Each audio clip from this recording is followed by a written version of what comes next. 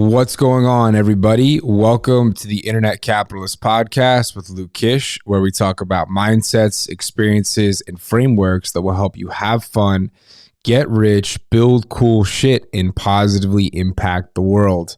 I am your host, Luke Kish, and welcome to episode number 31 of the podcast, all about tolerance levels versus dream levels.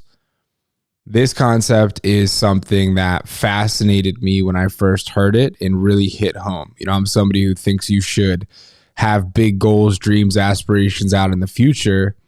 But it wasn't until I heard this concept that I realized that just having big dreams, goals, and aspirations doesn't really mean you're going to reach them or achieve them. So, you know, if you listen through this podcast, you're going to be able to kind of reframe where your set points should be to move you in the direction of your goals. So let's get right into it. You know, most people, they just focus on the dream, right? The goal. This is what I want. And they're like, I need to go get what I want. And this happens very rarely for most people because the way we're wired, you know, I don't know how else to put it, but like, you know, what you want is, you know, that's a powerful force if you're very, very clear on what you actually want, which most people are not. Most people say they know what they want, but they just want what they think that they can have. And it's not beyond their, you know, limited mind and their belief systems. Like, you know, behind the limited mind and the belief systems are the real wants and desires. You know, most people are in situations that are very far away from what they actually want, and life is beating them down. So identifying really clearly what they want is a hard thing to even do. You know, it's like, oh, let me think of what I want. And like, as you're thinking of it, you'll think of a million reasons why you can't get what you want. And then you'll settle on what, you know, like granular of the actual want makes it through to your mind and like that your mind believes is possible. So you might want, like actually want to, you know, have a $30 million home on a beach in Malibu with like a beautiful, fulfilled life and family and all of these things. And, you know, before you can have that thought reach your tongue and come out, which like actually is the real exciting thing for you, and whatever it is, you know, I connect it with money often because that's something that's exciting for me. But whatever it is, you know, we limit, and before it reaches the surface, right, the possibility is like sucked out of it, and it's like watered down into, yeah, I want, you know, like a little kind of like shitty beach house in this part of the world that's like half decent, right? And then it's like, okay, like that's like kind of what you want, but it's like not actually what you want. And really identifying what you actually want is where a lot of your energy comes from. So, you know, that's number one. Like the wants are hard to really open yourself up to because of the limiting beliefs that you currently have. And like, if you didn't have the limiting beliefs, you didn't have the things in the way of getting what you want, you'd already be getting what you want. You know, so like that's that human nature, like moving in the positive direction is harder to do because perceived gain weighs less on the human mind than pain avoidance or running away from something that hurts. So that's point number one. And then on that point, like your ability to see more of what you want, you don't have to do that like immediately. Like you don't have to be able to see perfectly clearly and believe perfectly clearly exactly what you want. You just kind of want to push it as far as you can to get the picture and the image that holds the most magnetism, right? That holds the most energy in it. And you want to hold on to that image in your mind because the images in your mind and the ideas that you hold in your mind are what give you the energy to operate through the day, right? And the better and more like, you know, consciously you choose what these things that you think and contemplate on day to day are, the more energy you're going to likely have, because you can think on things that give you more energy intentionally, right? The ideas we hold have the energy, right? You take two humans, if one is trying to make it to the Netflix show at the end of the night, and the other is, trying to, impact their fellow human at a large scale in this way, or, whatever it is, create this dream that they have, create this picture in their mind that's super enticing to them. Who's going to have more energy? The picture in the mind that's super enticing. And sure, maybe watching Netflix is a part of that at the end of the night. There's nothing wrong with that, but that's just example's sake. Don't nitpick it. The better your ideas are that you're holding, the more energy you get out of them. But why do we not often achieve the dream? Why do we not day to day operate to the level of the dream outcome? And this goes into the human nature thing. Well, it's because we don't get what we dream and desire. We get what we can tolerate. So until your dream becomes your lowest standard, you'll never achieve it. Right? So, when you're at the point of reaching your goal. So say like first you made, I use money because it's mathematical, and it's easy to understand. But say like you made $0 and you wanted to make 100,000. At the time that you're making 100,000, this is now not far out in front of you as a dream. This is now a standard that you have for yourself.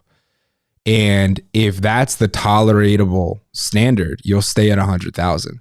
But if you're at 100,000 and it kind of like makes you sick and like you can't tolerate it and you want to get to the next level, you'll operate past your standards, right? Or to your standards and what you can tolerate. So if you can tolerate having, a little amount, much less than your dream or your goal, you will stay there. You will not achieve your dream, your goal, until you can not tolerate less than the thing that you want.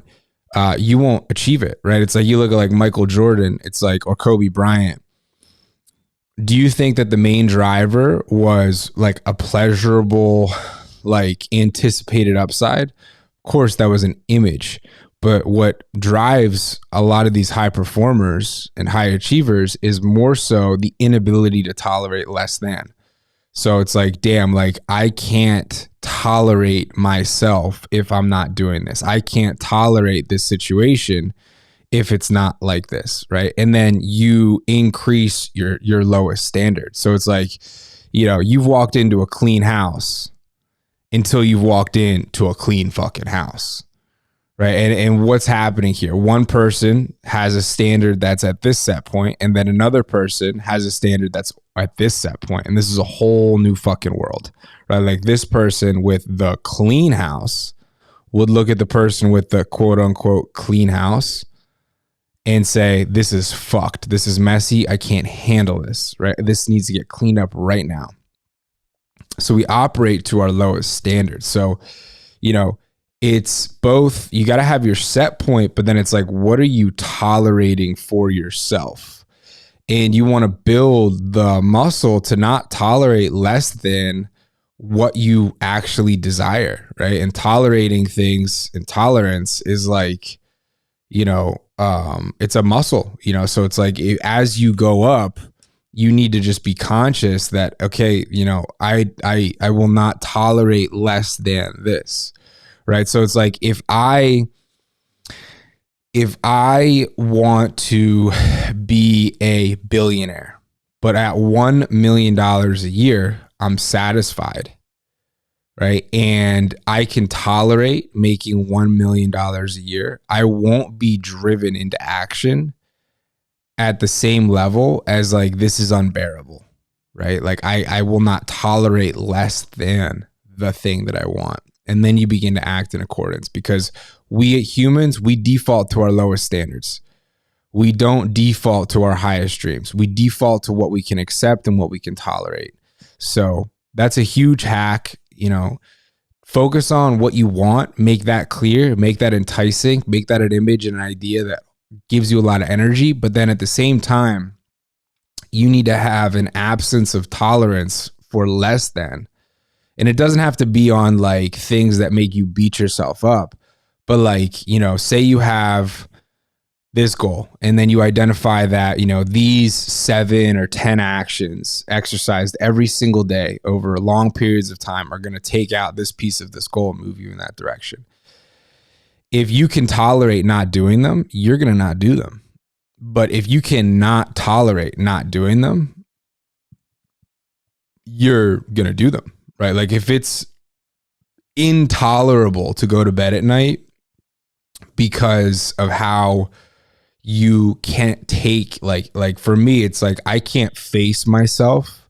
I can't look at myself in the mirror if I'm not moving forward and doing the things that I need to do. And I get like an incessant thing in my head, like a voice that's like that, just like, and it's honestly not the greatest thing all the time, but it definitely moves you forward.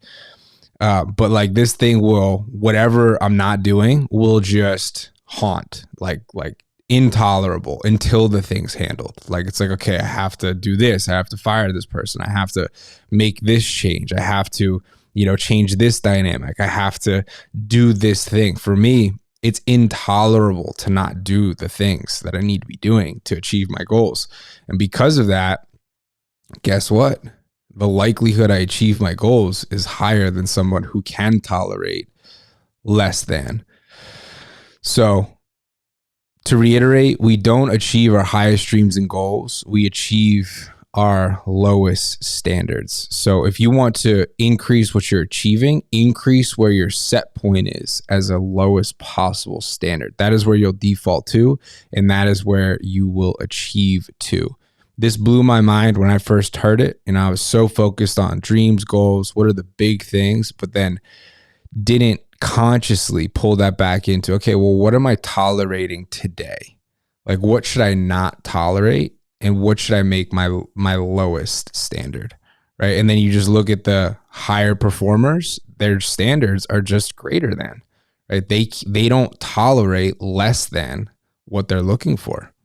It's not that they have a better like pull or like they probably do as well. You know, it is a little clearer as you go further up, things clarify. But I think it's more so they have an intolerance for less than, right? They have a higher standard for everything. And then they still fall to their lowest standard. It's just the lowest standard is a higher set point, and the higher set point gives you better results. So I hope that made sense.